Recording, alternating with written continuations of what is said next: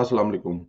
दोस्तों दो खबरें हैं जो कि बड़ी अहम हैं क्योंकि इस वक़्त इलेक्शन जल्दी अर्ली मईशियत पेट्रोल, डॉलर बहुत सारी चीज़ें जो हैं वो गर्दिश कर रही हैं।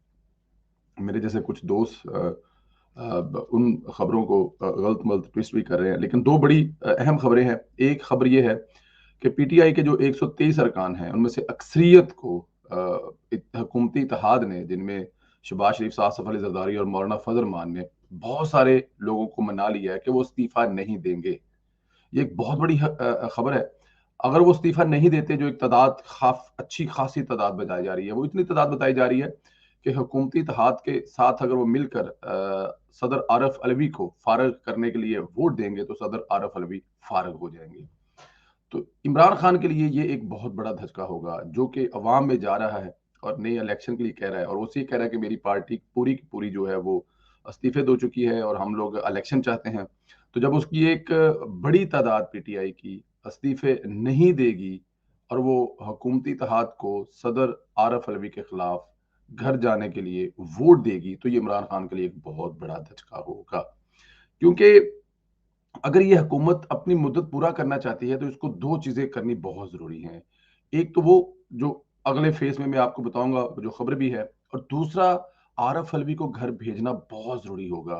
क्योंकि जितनी इंतखाबी इस्लाहात करना चाहते हैं वोटिंग के हवाले से, ओवरसीज़ के हवाले से, बहुत सारे दूसरे इमरान खान साहब जो अपनी तरफ से कुछ ऐसे काम कर गए हैं जो उनकी फ़ेवर में जाएँगे, वो उनकी फ़ेवर में नहीं जाएँगे, वो मुल्क के खिलाफ जाएँगे। अभी इस वक़्त ओवरसीज़ पाकिस्तानियों का वोट देना इतना ज़्यादा अ, उसके लिए बहुत काम करना पड़ेगा। क्या सऊदी अरब के ओवरसीज़ पाकिस्तानी वोट डाल सकेंगे? वो वैसे भी वोट डाल सकते हैं, लेकिन उसके लिए उनको तरीक़ाकार वाज़ेह है। यूरोप वाले क्या डाल सकेंगे? कैसे डालेंगे? यहाँ पे घर बैठे कंप्यूटर से डालेंगे, उनको पाकिस्तान एम्बेसी में जाना मतलब बहुत सारी चीज़ें हैं। इसी तरह मशीनों के ज़रिए, ईवीएम के ज़रिए इलेक्शन करवाना क्या पूरे पाकिस्तान में मुमकिन है? क्या पूरे पाकिस्तान में लोगों की ट्रेनिंग हो चुकी है? क्या वो अमला जो इलेक्शन के वक़्त ड्यूटी देगा, उनकी पूरी मुकम्मल तैयारी हो चुकी है? बहुत सारे सवाल हैं जिनके जवाब जो है अभी ढूँढने हैं और अगर ऐसे इलेक्शन में जाएँगे तो मसाइल पैदा होंगे। बगैर इंतखाबी इस्लाहात के अगर इलेक्शन जाते हैं तो ये इलेक्शन खूनी भी हो जा सकता है। वो इससे पहले आसिफ अली ज़रदारी और बेनज़ीर भुट्टो के साहबज़ादे बिलावल भुट्टो ज़रदारी साहब भी कह चुके हैं कि ये काफ़ी मुश्किल होगा। मौजूदा जो सेटअप है या मौजूदा जो आइन इमरान खान साहब जो तब्दीलियाँ कर गए हैं, उनमें अगर इलेक्शन में जाते हैं। तो ये बहुत ज़रूरी होगा कि इमरान खान के एक तो पार्टी इमरान खान की सियासत को काफ़ी बड़ा झटका लगेगा।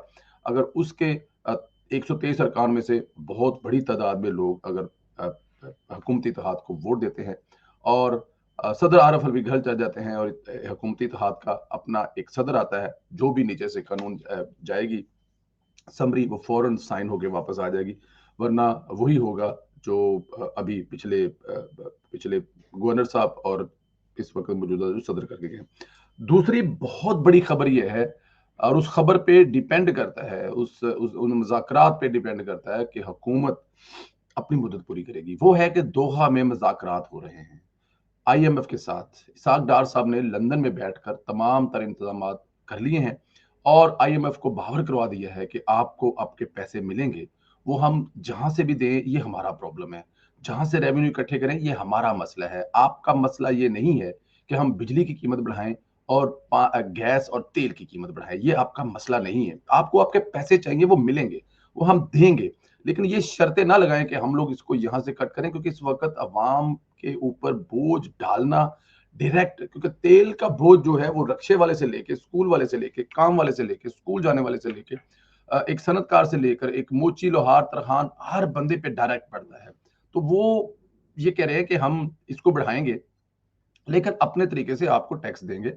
और अगर ऐसा हो जाता है, मसला असल इस वक़्त है कि पाकिस्तान के पास पैसे नहीं है और अगर आईएमएफ से पैसे पाकिस्तान को मिल जाते हैं, जो कि इंशाअल्लाह ताला आज हर हाल में मुज़ाकरात कामयाब हो जाएँगे, तो बहुत ज़्यादा चांसेज़ है क्योंकि सब कुछ अरेंज हो चुका है।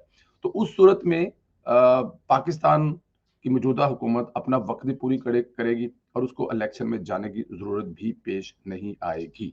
ये एक अहम खबर है कि आज जो मुज़ाकरात हैं दोहा में, वो कामयाब ऑलरेडी बात तो हो चुकी है, वो कामयाब हैं और वहाँ से पैसे मिलने के बहुत ज़्यादा चांसेज़ हैं। और वो पैसे मिल गए तो फिर इमरान खान साहब के जो ख्वाब हैं वो चकनाचूर हो जाएँगे। पाकिस्तान फिर एक दफ़ा आगे चलेगा अवाम पर बोझ नहीं डाला जाएगा और जितने भी इंतखाबात के मामले में या दूसरे जो कवानीन हैं वो चेंज होंगे और पाकिस्तान एक इलेक्शन की तरफ जाएगा, अपने वक्त पे जाएगा, जो मुद्दत है वो पूरी करेगा, अवाम को रिलीफ देते हुए, मामलात बेहतर करते हुए, माशी तौर पर चीज़ें जो हैं वो ठीक हो जाएंगी। तो उसके बाद ये एक अच्छे तरीके से पाकिस्तान जो है वो पाकिस्तानी कौम जो है सुख का सांस भी लेगी, फ्रेश माइंडेड आएगा और वो इंशाल्लाह ताला जो अगले फेज है उनको क्लियर करेगा। ये दो खबरें थी जो आपसे शेयर करनी थी, दोनों बड़ी अहम है। आसफ जो जरदारी हैं, शहबाज साहब हैं, उनकी जो काविश है मौलाना फजल मान के साथ मिलके हुकूमती इत्तेहाद ने इमरान खान की पार्टी के MNAs हैं उनको मना लिया है कि वो इस्तीफे ना दे।